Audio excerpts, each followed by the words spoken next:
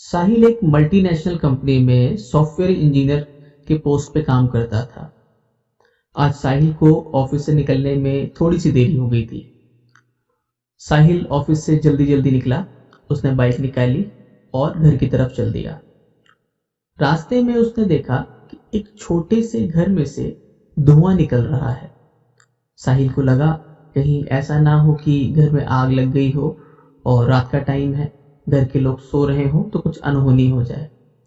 साहिल ने bike side में लगाई और भागता हुआ घर के अंदर गया।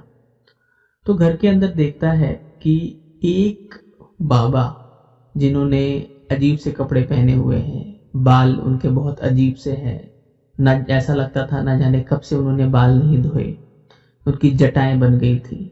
वो किसी व्यक्ति के सर पे हाथ रखकर मंत्रों का जाप कर रहे हैं। साहिल बचपन से साइंस और टेक्नोलॉजी को मानने वाला लड़का था और इसीलिए उसने सॉफ्टवेयर इंजीनियरिंग की थी। तो उसे ये सारी चीजें बड़ी बेतुकी लगती थी। ना वो भगवान को मानता था, ना वो शैतान को। जब उसने बाबा को ये करते हुए देखा तो चिल्ला के पड़ा, क्यों बेवकूफ बना रहे हो तुम इन सबका, ढोंगी कहीं के। तो बाबा ने देखा और इशारे में कहा, चले जाओ यहां से। साहिल बोला, नहीं, तुम इन भोले भाले लोगों का बेवकूफ बना रहे हो, इन्हें ठग रहे हो, मैं यहां से नहीं जाऊंगा, छोड़ दो इन्हें, बेवकूफ मत बनाओ। बाबा ने घूरी हुई निगाहों से साहिल को देखा। साहिल वहीं खड़ा रहा और बाबा ने अपने मंत्र पूरे किए और वो व्यक्ति जो लेटा हुआ था वो उठ खड़ा हुआ। बाबा ने साहिल को कहा, क्या तुम नहीं जानते कि अगर पूरब है तो पश्चिम भी है, उत्तर है तो दक्षिण भी है, अगर आग है तो पानी है, इसी प्रकार अगर भगवान है तो शैतान भी है। साहिल ने कहा, ये सारी बेतुकी बातें हैं, आप मुझे इन बातों में मत बहकाओ और कृपया इन लोगों को ठगो मत। अब बाबा को कुछ कुछ गुस्सा आने लगा था। उन्होंने साहिल से पूछा, तो तुम इन प्रेत आत्माओं को नहीं मानते? साहिल ने एकदम नकार दिया, नहीं, मैं नहीं मानता, ये सारी बेकार की बातें हैं। बाबा ने कहा, ठीक है, अगर मैं तुम्हें प्रेत आत्मा दिखा दूं तो साहिल ने बोला, हाँ हाँ, दिखाओ दिखाओ, मुझे दिखाओ, मैं भी तो देखूं कैसी होती है प्रेत आत्माएं। अगर प्रेत आत्मा ही होती और भगवान ही होता तो फिर हम लोग क्यों यहाँ पर हैं? हम इतनी साइंस और टेक्नोलॉजी क्यों डेवलप कर रहे हैं? सारी चीजें भगवान से ही करवा लेते। तो बाबा ने उसे कहा, धीरज रखो, कल अमावस की रात है। अगर तुम चाहते हो कि मैं तुम्हें भूत दिखाऊं तो कल इसी समय मुझे यहीं पर आके मिलना और कल मैं तुम्हें दिखाता हूं कि भूत क्या होता है और फिर तुम बताना भूत होता है कि नहीं होता। साहिल ने मनी मन ठान लिया था कि मैं इस फर्जी बाबा का, ढोंगी बाबा का पर्दा फाश करके ही रहूंगा। उसके बाद साहिल ने बाइक उठाई और घर की ओर चल पड़ा। अगले दिन सुबह साहिल जल्दी ऑफिस पहुंचा क्योंकि उसे काम खत्म करके शाम को उस बाबा के पास जाना था। साहिल ऑफिस से निकला और बताई हुई जगह पर बाबा से मिला। अमावस की रात थी। चारों तरफ एकदम घुप अंधेरा। अंधेरा इतना ज्यादा था कि एक व्यक्ति दूसरे व्यक्ति को भी ठीक से ना देख पाए। साहिल थोड़ा आगे गया तो उसे वहां पर वो बाबा जी खड़े हुए दिखाई दिए। साहिल ने बोला, हाँ तो बाबा, कहाँ है आपका भूत, दिखाओ। बाबा ने कहा, मेरे साथ साथ आओ। साहिल बाबा के पीछे पीछे चलता गया। थोड़ी दूरी पर जाने के बाद एक पुराना खंडर सा कब्रिस्तान था जो कि मेन रोड से थोड़ा सा अंदर था। साहिल और बाबा कब्रिस्तान पहुंच गए। बाबा ने साहिल के हाथ में एक छड़ी दी और बोला, इस छड़ी को लो और मेरे बनाए हुए निशान के ऊपर खड़े हो जाओ। साहिल ने वैसा ही किया। उसके बाद बाबा ने 11 छोटे छोटे कप में मीठा शरबत रखा। बाबा ने साहिल को बोला कि अभी थोड़ी देर में यहाँ आत्माएं आएंगी और वो इन शरबत को पिएंगी, तो जब तक वो शरबत पी ना ले तब तक तुम्हें ये छड़ी नहीं छोड़नी है। इस बात का खास तौर से ध्यान रखना। साहिल इन सारी बातों को मजाक में ले रहा था। उसे लग रहा था कि यहाँ पर बाबा के कोई साथी छुपे हुए होंगे जो साहिल को डराने की कोशिश करेंगे। तो साहिल ने बोला, हाँ हाँ हाँ हाँ, मैं समझ गया, आप आगे का ड्रामा करो। तो बाबा ने घूरते हुए कहा, जिंदगी और मौत ड्रामा नहीं होती। जैसे आत्मा शरीर से निकल जाने के बाद शरीर मृत हो जाता है, तो वो आत्मा कहीं ना कहीं तो चलती होगी। तो इस बात से साहिल थोड़ा सा सहम गया, क्योंकि ये बात साहिल को ठीक लगी। साहिल चुपचाप वो छड़ी लिए खड़ा रहा। उसके बाद बाबा ने 11 कप शरबत वहां पे सजा दिए। फिर मंत्र बोलना बाबा ने शुरू किया। मंत्र उच्चारण शुरू होते ही एक एक करके बड़ी डरावनी डरावनी आत्माएं वहां पे आना शुरू हो गई। 11 आत्माएं आई और उन्होंने उस कप में से शरबत पीना शुरू कर दिया। जब वो आत्माएं वहां प्रकट हुई तो उन आत्माओं के साथ मांस के सड़ने की बदबू, अजीब सा सन्नाटा, कभी चीखने की आवाज, कभी किसी के दर्द से चिल्लाने की आवाज, कभी किसी के गुर्राने की आवाज, ऐसी अजीब अजीब सी आवाज वहां पर सुनाई देने लगी। साहिल को अब भी लग रहा था कि ये आत्माएं नहीं हैं, ये बाबा के कोई साथी हैं। साहिल ने ध्यान से देखा कि जो आत्माएं शरबत पी रही हैं उनके आर पार देखा जा सकता है।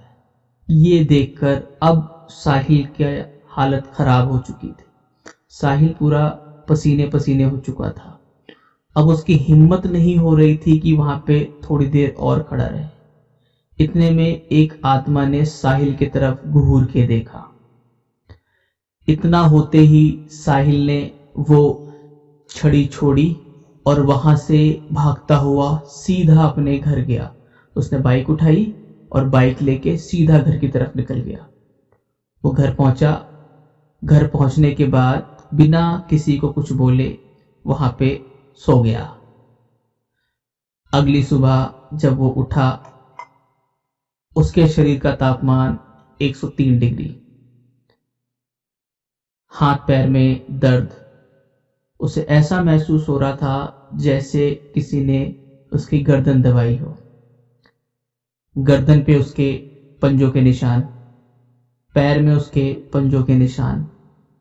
स्थिति ऐसी जैसे मानो कई लोगों ने उसको हाथ से, पैर से और गर्दन से पकड़ के खींचा हो। उसके कमरे में कब्रिस्तान की मिट्टी। ये सारी हालत देखकर उसके घर वाले भी चौंक गए। साहिल को लेकर डॉक्टर के पास गए। डॉक्टर ने देखा कभी बुखार का तापमान 104 हो जाता, कभी उसका शरीर एकदम ठंडा हो जाता, कभी वो हंसने लगता, कभी वो दीवार पे चलने लगता। देखा जाए तो साहिल पहले की तरह सामान्य नहीं रहा था। साहिल के घर वाले बहुत परेशान हो गए थे। जैसे तैसे साहिल को लेकर घर आए, उसको सुला दिया। लेकिन अगली सुबह जब साहिल की नींद खुली तो साहिल फिर से उसी कब्रिस्तान में था जहां बाबा ने 11 आत्माओं को बुला के उन्हें शरबत पीने को दिया था। साहिल बहुत परेशान हो गया। साहिल को ये चीजें समझ में आना बंद हो चुकी थी कि वो रात में घर पे सोता है तो सुबह वो कब्रिस्तान में कैसे पहुंच जाता है। उसके घर वालों ने साहिल के कमरे को बाहर से ताला लगाना शुरू किया। न ताला टूटता, न खिड़कियां खुलती, लेकिन सुबह साहिल कब्रिस्तान में ही पाया जाता। घर वालों को इसमें कुछ ना कुछ गलत एहसास होना शुरू हो गया था। उन्होंने साहिल से पूछा, तो साहिल ने वो बाबा वाली बात बताई, जिसे सुनने के बाद उसके घर वाले और डर गए। साहिल की माँ नजदीक के मंदिर में जाके पंडित जी से मिली, उनसे इसका समाधान पूछा। पंडित जी बहुत जानकार व्यक्ति थे। उन्होंने अपनी योग माया से जान लिया कि वो बाबा जिनसे साहिल मिला था वो कोई सामान्य बाबा नहीं थे, बल्कि अघोर विद्या के महाज्ञाता, शमशान में बैठ के सिद्धियां करने वाले बाबा थे। उन्होंने साहिल की मां को कहा कि साहिल ने उन बाबा की बहुत बेइज्जती की थी, तमाम बुरा भला कहा था, जिस वजह से वो बाबा नाराज हो गए थे। तो आप उन बाबा से मिलो, इसका समाधान वही कर सकते हैं। साहिल की मां ने पूछा, पंडित जी कुछ बता पाएंगे आप कि वो कहाँ मिलेंगे? पंडित जी ने कहा, वो बाबा अक्सर शमशान की जलती हुई चिताओं के पास बैठ के तपस्या करते हुए मिलेंगे। साहिल की मां ने पूछा, बाबा मैं उन्हें पहचानूंगी कैसे? पंडित जी बोले, उनके चेहरे का तेज बाकी अघोरियों से अलग होगा, तुम उन्हें बहुत आराम से पहचान लोगी। अब साहिल की मां और उसके पिताजी हर रात शमशान शमशान घूमकर उन रहस्यमयी अघोरी बाबा जी को ढूंढने लगे। एक रात जब वो रास्ते से गुजर रहे थे तो उन्हें शमशान घाट में बहुत सारी जलती हुई लाशें दिखाई दी और उन चिताओं के ऊपर बैठे हुए एक मानव आकृति दिखाई दी।